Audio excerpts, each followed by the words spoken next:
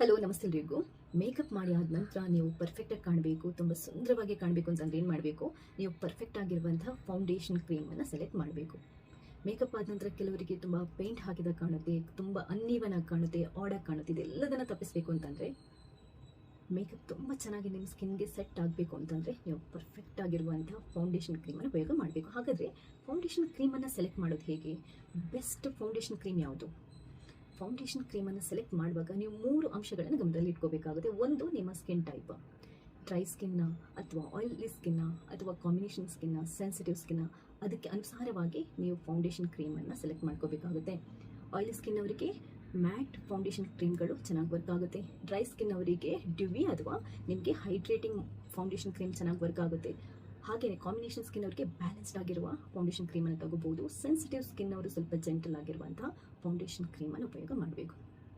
Skin ಟೋನಿಗೆ ತಕ್ಕ ಹಾಗೆ ಅಂದರೆ ಆ ಶೇಡ್ಸನ್ನು ಸೆಲೆಕ್ಟ್ ಮಾಡುವಾಗ ಕೂಡ ಅಷ್ಟೇ ನಿಮ್ಮ ಸ್ಕಿನ್ ಟೋನಿಗೆ ಸೆಟ್ ಆಗುವಂಥ ಶೇಡ್ಸ್ಗಳನ್ನೇ ಬೈ ಮಾಡಬೇಕು. ಇನ್ನೊಂದು ಪರ್ಪಸ್, ನಿಮಗೆ ಡೈಲಿ ಯೂಸೇಜ್ ಅಂತಂದರೆ ನೀವು ಮೈಲ್ಡ್ ಆಗಿರುವಂಥದ್ದು ಅಥವಾ ನಾರ್ಮಲ್ ಕವರ್ ಆಗುವಂತಹ ಫೌಂಡೇಶನ್ ಕ್ರೀಮನ್ನು ನೀವು ಬೈ ಮಾಡ್ಬೋದು. ನಿಮಗೆ ಈವೆಂಟ್ಗಳಿಗೆ ಲಾಂಗ್ ಲಾಸ್ಟಿಂಗ್ ಇರಬೇಕು ಅಥವಾ ನೀವೇ ಮದುಮಗಳು ಫೋಟೋಶೂಟ್ಸ್ ಎಲ್ಲ ಇರುತ್ತೆ ಅಂತಂದರೆ ನೀವು ಲಾಂಗ್ ಲಾಸ್ಟಿಂಗ್ ಡೀಪ್ ಕವರ್ ಮಾಡುವಂಥ ಫೌಂಡೇಶನ್ ಕ್ರೀಮನ್ನು ಬೈ ಮಾಡಬೇಕಾಗುತ್ತೆ. ಎಲ್ಲ ಫಂಕ್ಷನ್ಸ್ಗಳಿಗೂ ಎಲ್ಲ ಟೈಪ್ ಆಫ್ ಸ್ಕಿನ್ ಅವರಿಗೂ ಒಂದು ಸೂಟ್ ಆಗುವಂಥ ಅದ್ಭುತವಾಗಿರುವಂಥ ಒಂದು ಫೌಂಡೇಶನ್ ಕ್ರೀಮ್ ಇದೆ.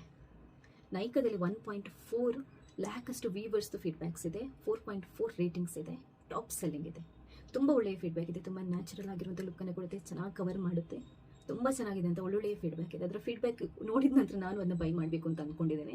ನಾನು ಆ್ಯಕ್ಚುಲಾಗಿ ಇವಾಗ ಲ್ಯಾಕ್ಮೆ 925 ಪ್ರೈಮರ್ ಮ್ಯಾಟ್ ಅನ್ನುವಂಥ ಫೌಂಡೇಶನ್ ಕ್ರೀಮನ್ನು ಉಪಯೋಗ ಮಾಡ್ತಾ ಇದ್ದೇನೆ. ಬಟ್ ನಾನು ಈಗ ಹೇಳಲಿಕ್ಕೆ ಹೊರಟಿರುವಂಥದ್ದು ಮೇಬ್ಲಿನ್ ಅವ್ರದ್ದು fit me mat foundation cream ಅಂತ ಅಂದ್ಬಿಟ್ಟು ಸಖತ್ ಚೆನ್ನಾಗಿದೆ.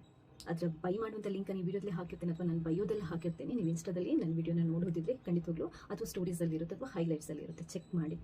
ನೀವು ಲಿಂಕ್ ಅಂತ ಕಮೆಂಟ್ ಮಾಡ್ತಾ ಇರ್ತೀರ, ಅದು ಯಾರೂ ನನ್ನ ಬಯೋ ಚೆಕ್ ಮಾಡಲ್ಲ. ಬಯೋದಲ್ಲಿರುತ್ತೆ ಲಿಂಕ್, ಅಲ್ಲಿಂದ ನೀವು ಬೈ ಮಾಡ್ಬೋದು ಅಥವಾ ಈ ವಿಡಿಯೋದಲ್ಲಿ ಇರುತ್ತೆ ಅಲ್ಲಿಂದನೂ ಬೈ ಮಾಡ್ಬೋದು. ತುಂಬ ಚೆನ್ನಾಗಿದೆ. ಅದರ ಫೀಡ್ಬ್ಯಾಕ್ ಚೆನ್ನಾಗಿ ಕವರ್ ಮಾಡುತ್ತೆ ಅಂತಿದೆ. ಬ್ಲೆಂಡ್ ಮಾಡಿದ್ದಕ್ಕೂ ಮತ್ತು ನಾರ್ಮಲ್ಗೆ ನಿಮಗೆ ನಾರ್ಮಲ್ ಮೇಕಪ್ಗೆ ಡೈಲಿ ಯೂಸೇಜ್ಗೆ ಬೆಸ್ಟ್ ಅನ್ನುವಂಥದ್ದು ಇದು. ಈ ಫೌಂಡೇಶನ್ ಕ್ರೀಮನ್ನು ನೀವು ಉಪಯೋಗ ಮಾಡ್ಬೋದು. ಇದ್ರ ಬಜೆಟ್ ಕೂಡ ನಿಮಗೆ ತುಂಬ ನಾರ್ಮಲ್ ರೇಂಜಲ್ಲೇ ಇದೆ. ಸೊ ಫೌಂಡೇಶನ್ ಕ್ರೀಮನ್ನು ಹಚ್ಚೋದು ಹೇಗೆ? ಮುಖನ ತೊಳ್ಕೊಂಡಾದ ನಂತರ ಒರೆಸ್ಕೊಂಡು ಮಾಯ್ಶ್ಚರೈಸರ್ ಅಪ್ಲೈ ಮಾಡಬೇಕು. ಮಾಯ್ಶ್ಚರೈಸರ್ ಅಪ್ಲೈ ಮಾಡಿದ ನಂತರ ನಿಮ್ಮಲ್ಲಿದ್ದರೆ ಪ್ರೈಮರನ್ನು ಹಚ್ಕೊಂಡು ನೀವು ಫೌಂಡೇಶನ್ ಕ್ರೀಮನ್ನು ಹಚ್ಕೋಬೇಕು. ಬೆಸ್ಟ್ ರಿಸಲ್ಟ್ ಸಿಗುತ್ತೆ.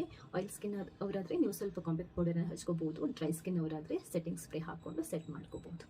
ಇಷ್ಟೇ. ಸೊ ಈ ವಿಡಿಯೋ ಇಷ್ಟ ಆದರೆ ಲೈಕ್ ಮಾಡಿ, ನೀವು ಮಾತ್ರ ನೋಡೋದ್ರಲ್ಲಿ ಬೇರೆಯವರಿಗೆ ಶೇರ್ ಮಾಡೋದನ್ನು ಕೂಡ ಮರಿಬೇಡಿ. ಥ್ಯಾಂಕ್ಸ್ ಎಲ್ರಿಗೂ.